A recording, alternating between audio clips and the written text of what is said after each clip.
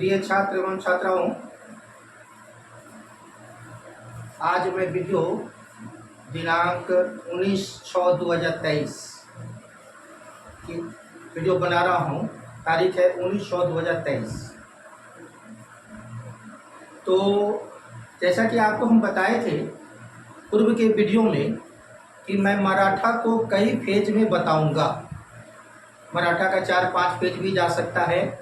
तो मैं मराठा का 2 फेज बता चुका हूँ। तो प्रथम फेज जो मैं बताया उसमें मैं शिवाजी के बारे में बताया था, और द्वितीय फेज में शिवाजी के जो उत्तराधिकार थे संभाजी, राजा राम और ताराबाई के बारे में बताया था। आज के वीडियो में मैं मराठा का फेज नंबर 3 और मैं आज आपके पास लेकर आया हूँ मराठा फेज नंबर 3 में पेशवा को लेकर। आज मैं आया हूँ पेशवा को लेकर।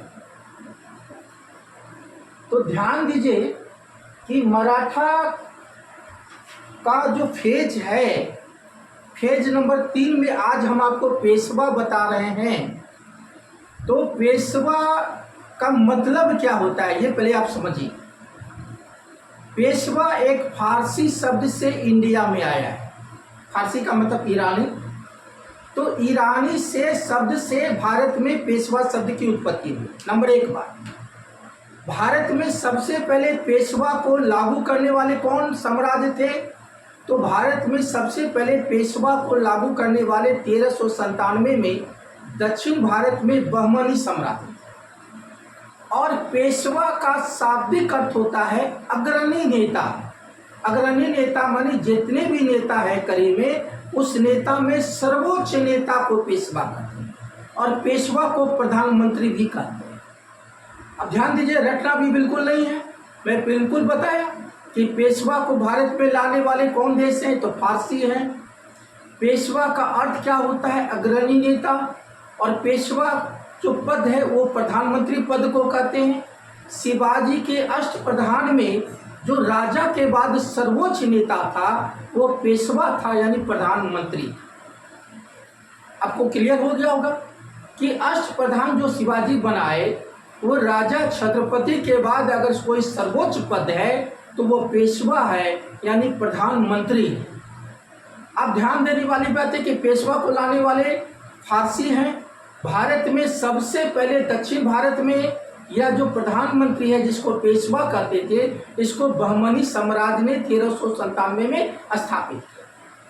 अब मराठा में कौन कौन सा पेशवा को आपको पढ़ना है, ये पूरी क्रम को आपको पहले समझना पड़ेगा। हर पेशवा को आपको पढ़ना है। तो प्रथम पेशवा है बालाजी विश्वनाथ राव, और ये 1713 से लेकर 1720 हैं। दूसरे पेशवा हैं बाजीराव प्रथम, और ये 1720 से लेकर 1740 है। तीसरे पेशवा हैं बालाजी नाना साहब, और यह हैं 1740 से लेकर 1761। चौथे पेशवा हैं माधव राव प्रथम, और यह 1761 से लेकर 1772 हैं। फिर हैं नारायण राव, 1772 से लेकर 1773। इसके बाद हैं माधवराव द्वितीय, और यह 1774 से लेकर 1796 है। और अंतिम पेशवा हैं बाजीराव द्वितीय, यह 1796 से 1818 है। ये तमाम सारा पेशवा आपको पढ़ना है।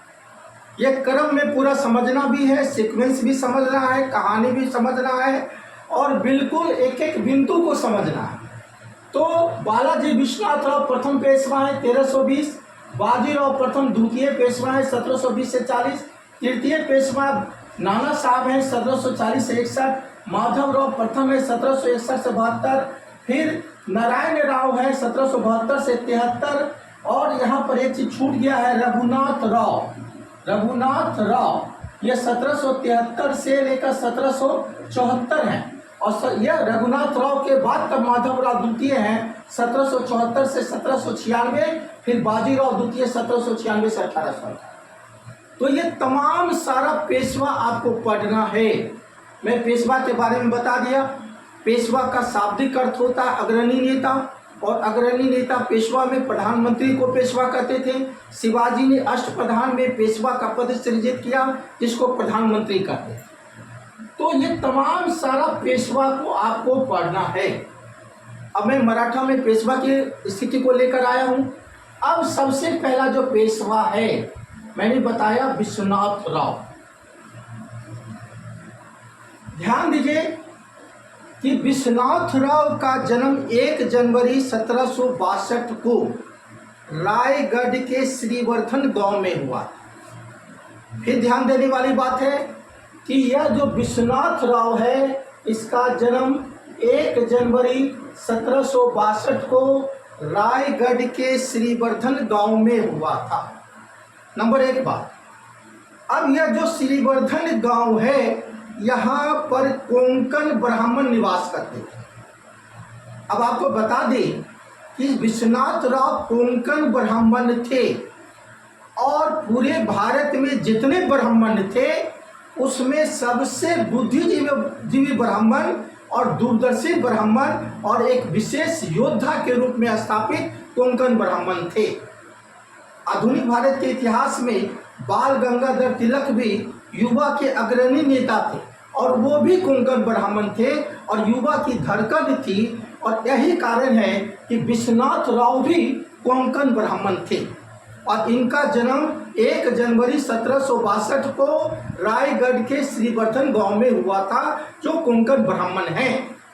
और इसके जीन में, यानी विश्वनाथ राव के जीन में एक अजब की शक्ति है, एक अद्वितीय व्यक्ति है, एक प्रतिभावान व्यक्ति है, एक दूरदर्शी व्यक्ति है और कर्मठ व्यक्ति। तो निश्चित तौर पर यह इनका जन्म 1 जनवरी 1762 को रायगढ़ के श्रीवर्धन गांव में हुआ था, और इसके पिता का नाम श्री विश्वनाथ भट्ट था। अब ध्यान दीजिए कि यह जो विश्वनाथ राव है, चूँकि मैं बता दिया इसके जीन में वो प्रतिभा है, ये कोंकण ब्राह्मण है, भगवान इसको पहले से ही प्रतिभावान बनाया हुआ है। ये व्यक्ति इतने दूरदर्शी व्यक्ति थे कि इनका योगदान कई क्षेत्रों में बहुत योगदान है। यह वित्तीय क्षेत्र में प्रकांड पंडित थे, प्रशासन की काफ़ी अनुभव रखते थे, न्यायपालिका की अच्छी ज्ञान थी, यानी हर क्षेत्र में यह एक कर्मठ और निपुण व्यक्ति है। अब आपको बता दें कि विश्वनाथ राव को कर संबंधी अच्छी जानकारी थी, वित्त विभाग के अच्छे जानकार थे। इस तरह बंगाल के नवाब मुर्शिद अली खान वित्त विभाग के जानकारी थी। तो पेशवा, प्रथम पेशवा विश्वनाथ राव, जिस वित्त संबंधी यानी कर संबंधी अच्छी जानकारी थी, और यही जानकारी के कारण यह जो है कांजी के यहाँ लेखाकार नियुक्ति पर यह रख है। वित्त विभाग से संबंध होता है, खाता को रखने का चीज होता है लेखाकार, और यह सबसे पहले लेखाकार के पद पर नियुक्त हुए।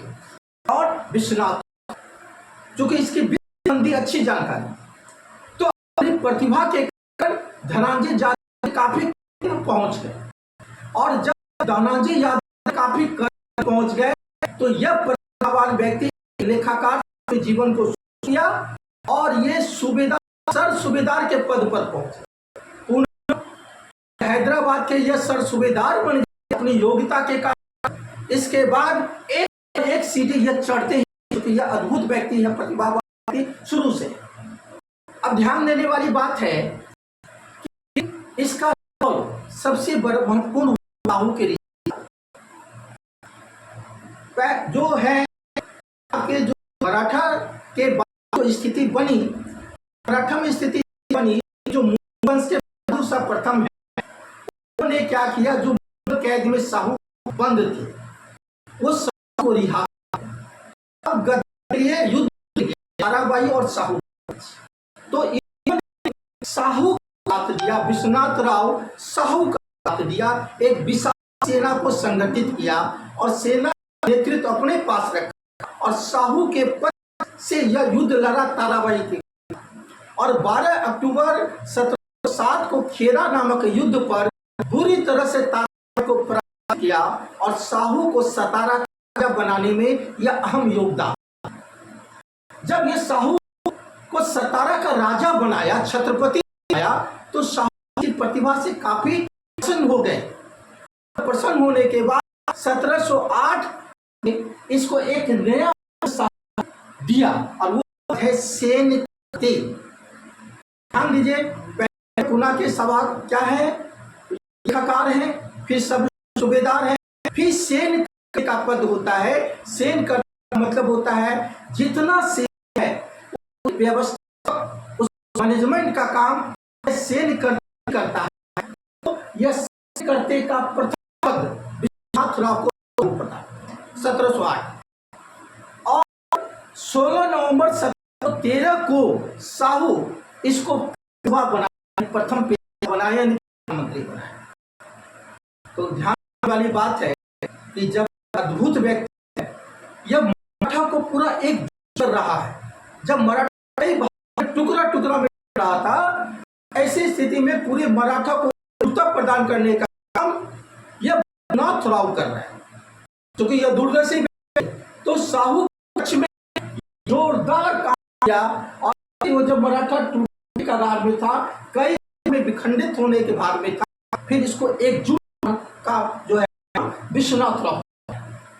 अब क्या किया कि उस समय यह मराठा का एक संघ बनाया और मराठा में पूरी भरा यूनिटी में लाया। प्रत्येक जिला में अपनी कर व्यवस्था को मजबूत, क्योंकि टैक्स विभाग अच्छा होगा तो शासन अच्छा होगा, तो यह टैक्स विभाग को मजबूत, प्रत्येक जिले मालगुजारी के अपने पदाधिकारी के नियुक्ति किए और उसके बाद इसकी व्यवस्था अच्छी हो। प्रशासन में यह ईमानदार को भर्ती किया, प्रशासन इसकी अच्छी हो।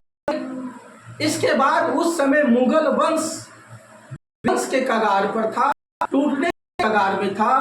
मुगल सम्राट सूर्यर के शासनकाल में दो बंधु मीर हुसैन अली और अब्दुल्ला खां कहते हैं।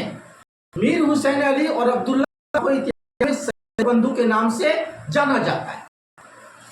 अब क्या हुआ, मीर हुसैन अली से विश्वनाथ राव दिल्ली समझौता करते हैं 1719, और मीर हुसैन अली सेनापति है मुगल सम्राट फखरुद्दीन का, और यह 1719 में दिल्ली की समझौता करते हैं।